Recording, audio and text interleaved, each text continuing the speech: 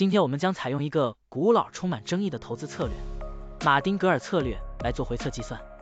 股票市场中，马丁格尔策略就是在股价下跌时增加投资，以较低的平均成本获得更多的股份，然后在股价上涨并达到盈利目标时，一次性卖出获利了结。如此周而复始，持续跟踪股价操作。现在，我们就设定一些参数，让 Stocktiny AI 帮我们生成程序，对金山软件3888HK 进行回测计算。设定参数如下：最大买入次数7次，最大加仓比例 1.5 倍，每次买入股价下跌的比例 10%， 获利卖出的上涨幅度 5%。运行时间从2023年1月1日到2024年5月2日。交易手续费设定为 0.10%。好了，按照上面的设定，程序运行的结果是累计交易23次，期末持仓价值105770.81元，盈利 5.77%。相比持仓不动，多盈利 10.34%。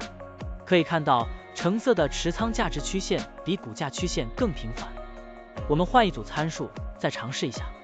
最大买入次数5次，最大加仓比例 1.5 倍，每次买入股价下跌的比例 8%， 获利卖出的上涨幅度 3%， 这样就可以得到新的回测结果。累计交易45次，期末持仓价值127888.35元，盈利 27.89%。相比持仓不动，多盈利 32.46%。股票的波动特性不一样，盈利效果就不同。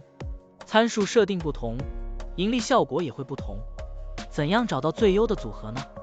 请评论区留言，让 Stocktiny AI 来帮助你。股票调优 AI， 利用 AI 技术赋能您的股票选择与操作。本站内容不构成对任何人的投资建议，您应当基于自己的独立判断做出决策。扫描二维码获取文字稿，欢迎点赞、评论、转发。